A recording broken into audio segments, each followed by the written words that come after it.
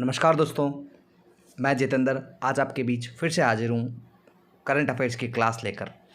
आज का पहला क्वेश्चन है कि पहला विश्व मेट्रोलॉजी दिवस कब घोषित किया गया।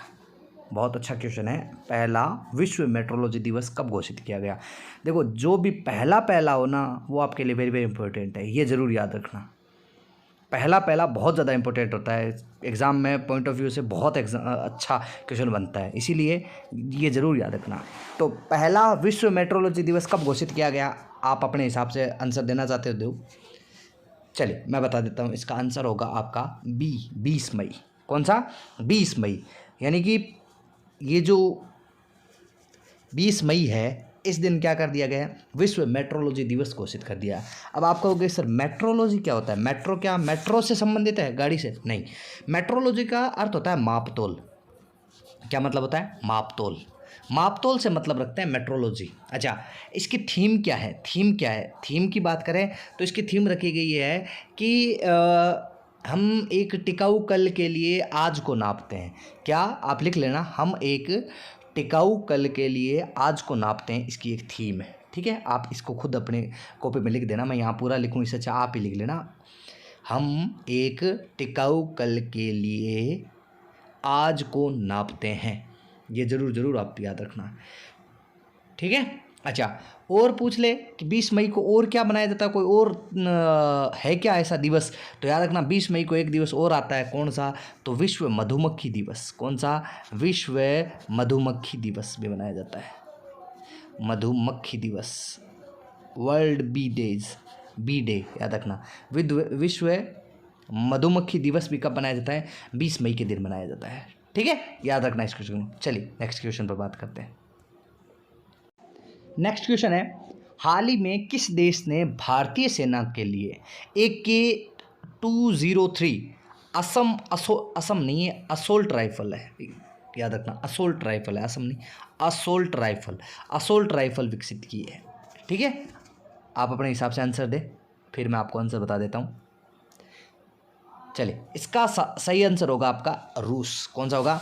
रूस। मतलब सिंपल सी बात है, इसका निर्माण किसने किया है? भारत और रूस ने मिलकर किया है। भारत प्लस रूस ने मिलकर इसका निर्माण किया है, ये ज़रूर याद रखना। ठीक है, भारत और रूस ने मिलकर इसका निर्माण किया है। अच्छा, ये कहाँ किया है निर्माण? तो ये निर्माण किया है कोरबा यूपी में। मतलब यहाँ भारत और रूस का संयुक्त उपक्रम लगा हुआ है, जहाँ पर इसका निर्माण किया गया है। ठीक है। अच्छा, और क्या बातें हैं भारत और रूस के बारे में? तो भारत और रूस के बारे में और कई चीज़ें हैं, तो याद रखना, एक युद्धाभ्यास होता है जिसका नाम है शक्ति युद्धाभ्यास। कौन सा? शक्ति युद्धाभ्यास। ये भी किसके बीच होता है? भारत तथा अपने रशिया के बीच में होता है, भारत और रूस के बीच में होता है शक्ति युद्धाभ्यास। ठीक है, शक्ति युद्धाभ्यास होता है। अच्छा, वर्तमान में पूछ ले कि हाल ही में शक्ति युद्धाभ्यास का आयोजन कहाँ हुआ है? हाल ही में शक्ति युद्धाभ्यास का आयोजन कहाँ हुआ है? तो एक जगह आती है उमरोई। कौन सी जगह है? उमरोई। और ये उमरोई जगह कहाँ है? ये आपकी सबसे ज़्यादा बरसात आती है बोले तो मेघालय, मतलब मेघों का घर, मेघालय में इसका आयोजन हुआ है। कहाँ हुआ है? मेघालय में। अच्छा, मेघालय के बारे में आप जानते हो, यहाँ 3 पहाड़ियाँ पाई जाती है। कौन कौन सी है तीनों पहाड़ियाँ? आप अच्छे से जानते हो कि 3 पहाड़ियाँ पाई जाती है, गारो, खासी, जयंतिया। गारो, खासी और जयंतिया। ठीक है, गारो, खासी, जयंतिया यहाँ पहाड़ी पाई जाती है मेघालय में। अच्छा, और यहीं पर आपके इन पहाड़ियों में एक पहाड़ी पर एक चोटी है जिसका नाम है नोक्रेक। कौन सी पहाड़ी आती है? नोक्रेक चोटी आती है। इसके बारे में ये कहा जाता है कि ये क्या है? ये एक जैव संरक्षित क्षेत्र है। क्या? एक जैव संरक्षित क्षेत्र है, बायोस्फीयर रिजर्व है। और ये मेघालय की सबसे ऊंची चोटी, मेघालय की सबसे ऊंची चोटी भी कौन सी है? यही है। आज आपके लिए क्वेश्चन दे के जा रहा हूँ मैं, आप मुझे बताइए, ये आप स्पेशली मालदा भ्रंश क्या है? आपके लिए ये क्वेश्चन है, मालदा भ्रंश क्या है? आप मुझे टाइप करके बताना कि मालदा भ्रंश क्या है। ठीक है। अच्छा, एक दिन मैंने आपको ब्रह्मोस के बारे में पूछा था, याद होगा आपको? ब्रह्मोस, याद है, ब्रह्मोस के बारे में पूछा था और मैंने स्पेशली कहा था कि आप ब्रह्मोस के बारे में बताइए कि ब्रह्मोस किन दो नदियों से मिलकर बनता है। इसका आंसर सिर्फ एक ही बच्ची का आया था, नाम है उनका प्रेरणा। प्रेरणा ने सही आंसर दिया था कि ब्रह्मोस ब्रह से होता है ब्रह्मपुत्र नदी। कौन सी नदी? ब्रह्मपुत्र नदी। और मोस से आएगा मोस्कोवा, मोस्कोवा, मोस्कोवा। ये दोनों नदियाँ मिलकर, इन दोनों नदियाँ, ये मोस्कोवा नदी है, ये आपकी स्पेशली रूस की नदी है। मोस्कोवा नदी रूस की है और ब्रह्मपुत्र नदी आप जानते हो भारत की है। इन दोनों को मिलाकर ही क्या बनाया गया है? ब्रह्मोस बनाया गया है। तो जिसने सही जवाब दिया स्पेशली प्रेरणा, अच्छी बात है, आप ऐसे जवाब दीजिए। बाकी और भी कई हैं जो जैसे क्वेश्चन पूछे तो उनके जवाब दिए हैं, जिसमें मधु है, मधु ने स्पेशली रुद्रप्रयाग के बारे में बताया। हाँ, और भी कई बच्चियाँ हैं जिन्होंने जवाब दिया है, ठीक है। तो आप ऐसे जवाब दीजिए, प्रियंका, मधु, और लोगों ने नाम अच्छा बताया। एक स्पेशली मुझे एक्चुअल में नाम याद नहीं आ रहा, एक है अपने बीच में बिश्नोई जी, उन्होंने भी कई जवाब दिए हैं अच्छे से। चलिए कोई बात नहीं, आप जवाब दीजिए बढ़िया बढ़िया तरीके से, तो आपके लिए इम्प्रूवमेंट मिलेगा। आपको डेली मैं जो क्वेश्चन देता हूँ उसको आप खुद पढ़ा करो, खुद रिसर्च किया करो, आपको जवाब मिलेगा। जवाब मिलेगा तो वो चीज़ें याद होगी। जब आप किसी चीज़ को सर्च करोगे तो आपको बहुत ज़्यादा चीज़ें याद आएगी, ठीक है।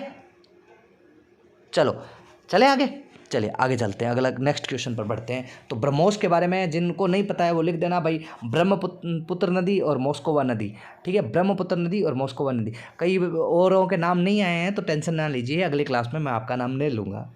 आप ये मत सोचना कि सर ने सिर्फ 2-3 जनों के नाम क्यों लिए, मैं आपका भी नाम लूँगा, टेंशन ना लीजिए, अगली क्लास में आपकी बारी है।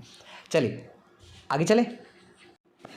अगला क्वेश्चन है, IUCN ने प्रवचन में सॉरी ये पर्यवेक्षण है, प्रवचन गलती से लिखा गया है, पर्यवेक्षण मतलब रिसर्च में, पर्यवेक्षण, पर्यवेक्षण, पर्यवेक्षण, पर्यवेक्षण में नीलगिरी तहर सर्वेक्षण कहाँ प्रारंभ किया है? नीलगिरी तहर क्या है? तो नीलगिरी तहर एक हिरण है, हिरण का प्रकार है जो कि स्पेशली नीलगिरी की पहाड़ियों में पाया जाता है, ठीक है। नीलगिरी की पहाड़ियों में पाया जाता है। तो अब IUCN क्या है? इंटरनेशनल यूनियन कंजर्वेशन नेचर, मतलब सिंपल सी बात है, IUCN क्या करती है, जो संकटाग्रस्त प्रजाति है उनको स्पेशली बचाने के लिए वर्क करती है।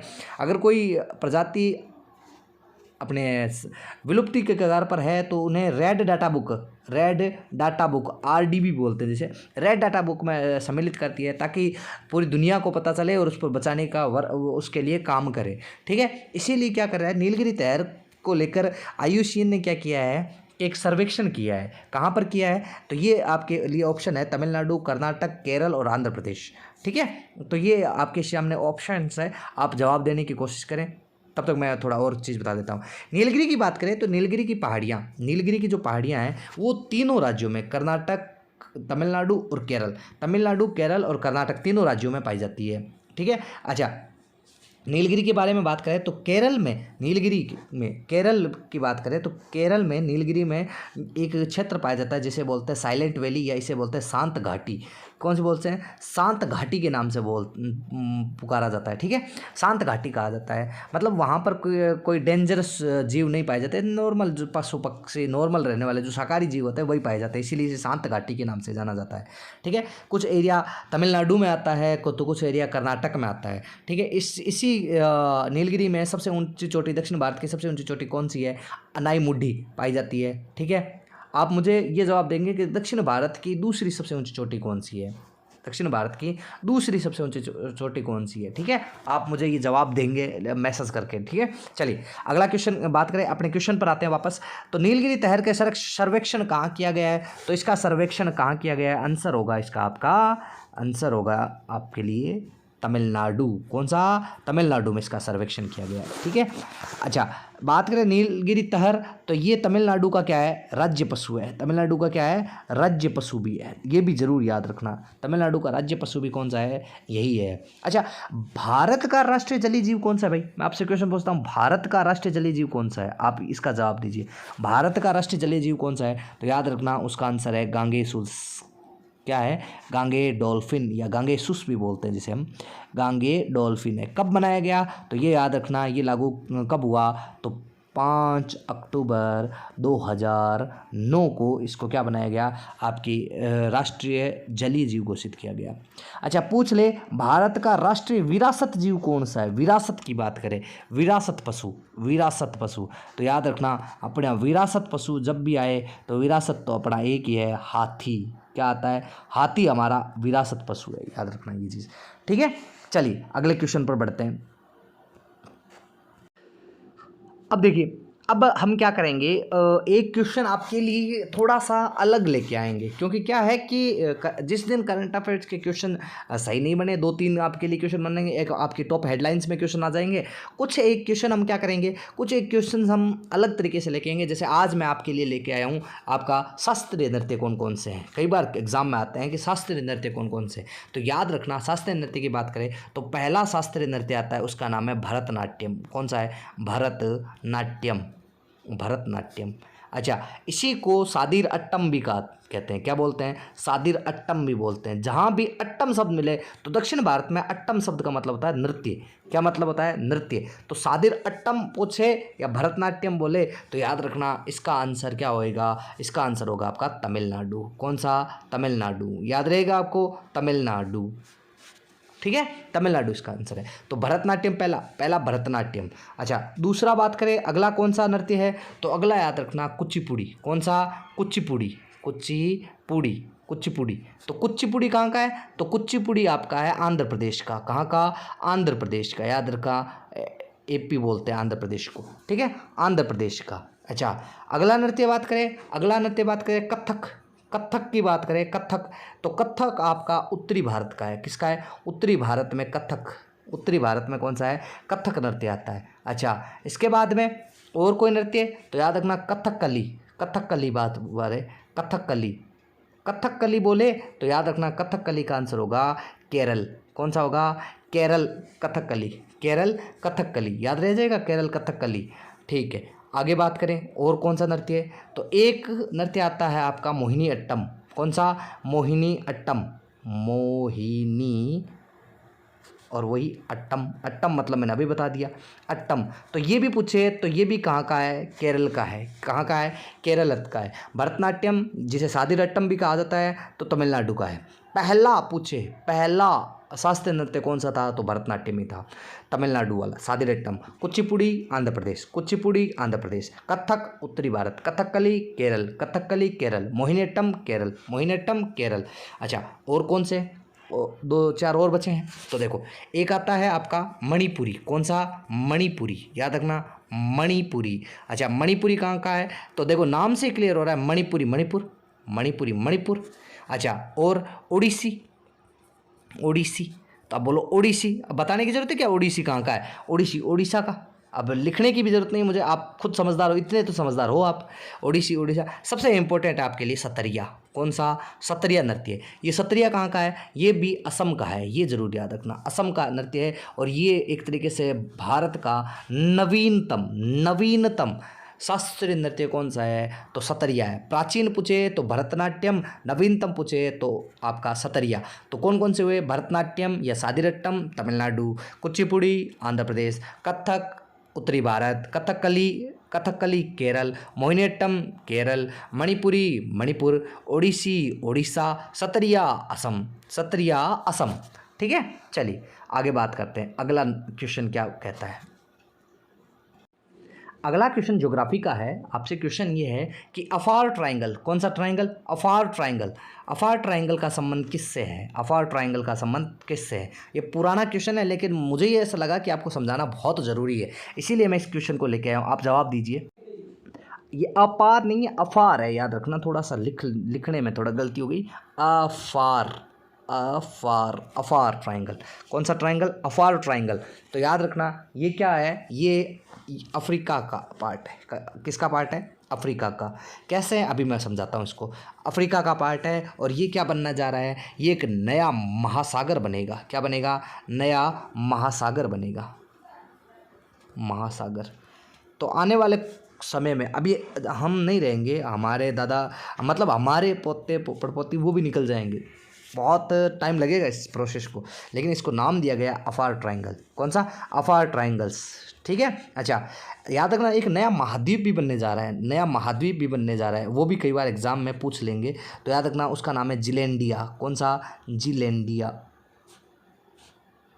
जिलैंडिया।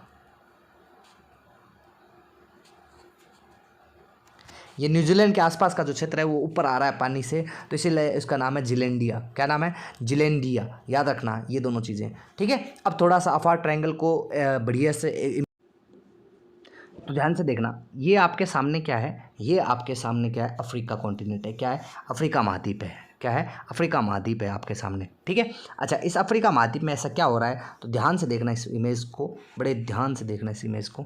तो क्या है कि ये जो आपका है, ये जो क्षेत्र है, ध्यान से देखना, मैं बताता हूँ अभी आपको।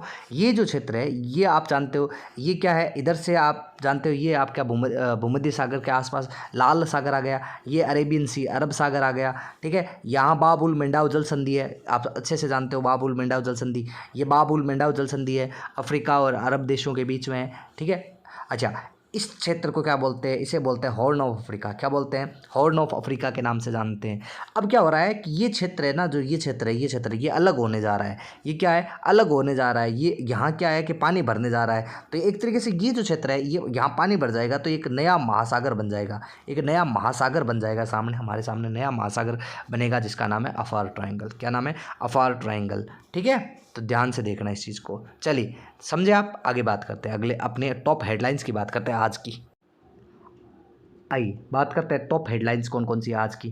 तो देखिए, जापान के कोबा में विश्व पैरा मतलब ऐसे दिव्यांग भाईजन जो गेम्स खेलते हैं, पैरा एथलीट चैंपियनशिप में दीप्ति जीवांजी ने महिलाओं की 400 मीटर ये T20 गलती किया, 400 मीटर स्पर्धा में स्वर्ण पदक प्राप्त किया, और साथ ही इन्होंने क्या एक वर्ल्ड रिकॉर्ड भी बनाया है। इन्होंने क्या है, 400 मीटर की दौड़ है वो 55.12 सेकंड में पूरी की है। आप देखिए, दिव्यांग है, दिव्यांग, फिर भी 55.12 सेकंड में 400 मीटर दौड़ की है। ये सिर्फ बहाने होते हैं कि हमसे नहीं होता, आप इनसे सीखिए कुछ, कितनी मेहनत करते हैं। मतलब दिव्यांग होकर भी आपके सामने एक मतलब अपनी लाइफ को, अपने बॉडी पार्ट को चैलेंज करके कहती है कि इन्होंने एक वर्ल्ड रिकॉर्ड बना दिया, अपना एक वर्ल्ड रिकॉर्ड बनाया। तो आप बहाने मत बनाइए कभी भी पढ़ने के लिए, आप इनसे सीखिए कितनी मेहनत करते हैं ये। ठीक है। जब ये कर सकते हैं तो आप क्यों नहीं कर सकते? जब इनको शरीर में कुछ कमियां होते हुए भी ये आपके सामने आते हैं, तो आपका तो पूरा शरीर है, आप भी मेहनत कीजिए, आगे ज़रूर बढ़ेंगे।